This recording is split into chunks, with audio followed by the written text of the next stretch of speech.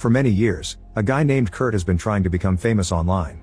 He does all sorts of things on his channel Kurt's World 96, including draw my life videos, gaming, reviews of shoes, and talking about his favorite keyboard shortcuts. He also shows off his dad Chris, who works as a DJ and divorced Kurt's mom a long time ago. Because his mother had been so upset over this, Kurt decided to be a good son and live with her while earning money by babysitting. No matter how much he records though, Kurt hasn't found a loyal audience for his videos, his numbers never reaching the double digits. This is very different from Bobby and his channel Bobby Base Camp, a kid Kurt used to babysit and is now a famous influencer. Kurt sees himself as Bobby's friend, but Bobby just tolerates him and pushes him away from his own camera. After 10 years of failed streams, Kurt reaches a breaking point and is ready to give his channel one last shot with something he calls the lesson, which is meant to teach people how to gain an online following. He starts by preparing his car with lots of cameras and a bunch of water bottles, saying it's step 1 of the lesson: if you're not documenting yourself, you just don't exist. This car will be used by Kurt to work as a driver for a rideshare app called Spree, and the first passenger he picks up is a man that refuses to put on his seatbelt and is suspicious of the cameras, but Kurt just tells him there for protection.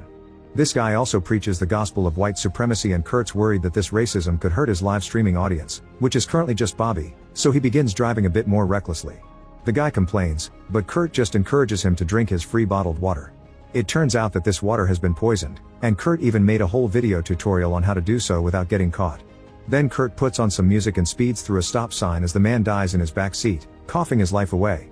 Kurt's only viewer Bobby thinks the kill was all an act for views, but Kurt is fine with this because this is part of the lesson. At first nobody should be able to tell that what he's doing is real, because he wants to get as many done undetected for maximum attention down the road. Kurt's next passenger is a snippy realtor who leaves her sign in the trunk. After some chit-chat she goes for a water bottle by her own choice, quickly becoming Kurt's second kill. Kurt goes to the back seat to show the body properly on camera and even jokes that he may drink the water as well. At that moment Chris calls Kurt to ask him for a ride, but Kurt just hangs up on him. Then he proceeds to cover his tracks. He unlocks the woman's phone using her dead face and gives himself 5 stars on the ride app. Then he answers a text message with a rude message so the woman won't be expected at a work meeting. After getting rid of the body, Kurt picks up his next passenger, an abrasive meathead named Mario. Kurt tries to play some of his own music but Mario complains about it. He also refuses to touch the free water. Then Kurt takes a detour to pick up another passenger, ignoring Mario's complaint since it was him who chose the pool option. The passenger is a famous influencer and stand-up comedian named Jessie, who cancels the ride as soon as she hears Mario hit on her and walks away. Mario pushes Kurt into following her and Kurt offers to drive her for free just to get her in the car. As he drives, Kurt hears she's got a huge following and asks her how she did it, to which she responds she simply is funny. Then Kurt keeps asking for help and Mario keeps hitting on her with very inappropriate comments, so Jessie records everything for her social media before leaving the car, sick of these 2 creepy guys harassing her.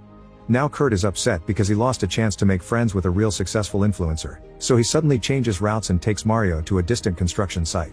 He's been driving so fast that Mario starts feeling sick, and Kurt makes him leave the car to avoid having barf on his seats. Mario complains but still leaves because he needs to relieve himself, and at that moment, Kurt plays his own song at full volume and speeds up to slam his car into Mario, making the body fly above the car and land on the front window for a perfect bloody angle for the camera. After dumping Mario's body and cleaning the car, Kurt stalks Jessie on her social media and sees that she has a stand-up show that night. He sees this as a sign, saying that he and Jessie are 2 big things happening on the same night. Obviously Kurt isn't big yet, since he's still having single-digit viewers and his only tipper is Bobby, who still thinks the murders are fake. That's because he's a very fake creator himself. He is always playing pranks on the homeless, and the one time he supposedly helped them it was all acted for the camera. This is nothing like Jessie, who people like for how genuine and relatable she is. Moments later, Kurt stops at the gas station, where he gets rid of the realtor's sign and refills the tank while arguing with Bobby, who tells him he's boring and that he should spice up his stream. Once all the blood has been cleaned from the car, Kurt tries to spice up things like Bobby said by driving recklessly for his next passengers, a trio of socialites that includes Richard, Kendra, and London. At first Richard and Kendra are terrified by the way Kurt drives, but London is excited because she feels like she's on an adventure and jumps to the front seat to chat with Kurt. Eventually Kurt goes off route again and drives the trio to a junkyard, telling Richard and Kendra to hang out the sunroof because there's a beautiful view here that is perfect for social media pictures. Richard and Kendra play along and actually have fun, but then Kurt begins driving faster and suddenly closes the sunroof, trapping his next victims while his song plays in the background. At that moment some wild dogs from the junkyard jump on Richard and Kendra to feed, and Kurt takes a power drill that he keeps in his car to kill London with it. Afterward, Kurt takes his vehicle to the car wash and calls Bobby for his opinion, but he sadly didn't see Kurt's triple kill. He actually stopped watching the stream because Kurt just doesn't interest him. Kurt demands to know why Bobby hasn't given him a shout out yet like he promised, and Bobby tells him he should be more like Jessie because she comes across as authentic. Kurt checks out Jessie's socials again, but jealousy makes him comment bitterly in the most nitpicky ways, like saying she doesn't even film her stories vertically. While a bitter Kurt drives to a house in the suburbs, Jessie posts the video she took in the car to burn Mario and Kurt, then she visits her grandma to take good care of her while recording it for her social media. Suddenly the door rings and she worries because they weren't expecting anyone, but it's just a fellow stand-up comedian Mike that wants to discuss some work-related things. It turns out Kurt is actually visiting Bobby, who tells Kurt to go away because they're not collaborators or friends, and all this is being said in front of the camera for his fans to hear on his stream. Bobby insults Kurt as he comes closer demanding help, and Bobby's fans end up going to Kurt's stream to see the other side of the argument. Kurt suddenly stabs Bobby with a knife as his stream finally reaches double digits. Bobby tries to defend himself with a gun, but after some struggle, Kurt overpowers him and kills him, although his audience believes it's all fake. Kurt jumps into triple digits by hosting his stream on Bobby's feed and even records himself showering to get rid of all the blood and going through Bobby's things. At that moment his dad texts him, saying that he needs a ride to a gig.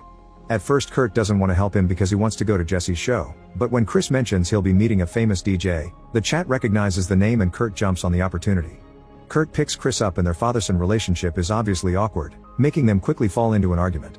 Chris is shocked to find Bobby's gun in the car and scolds his son for it, which only triggers yet another fight that doesn't stop until they have to hide the gun because the cops are nearby.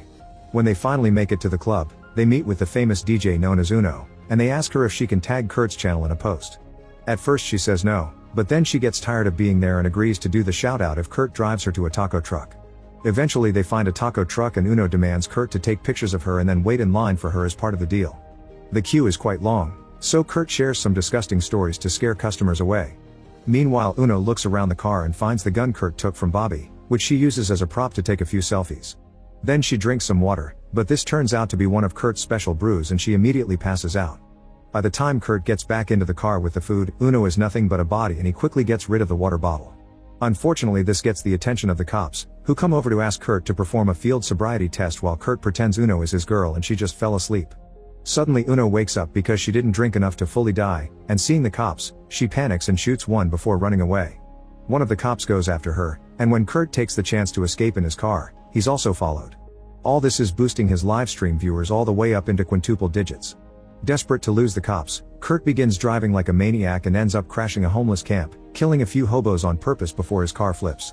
Meanwhile Jessie's been given a ride to her show by Mike, who keeps bothering her and saying he has all kinds of contacts.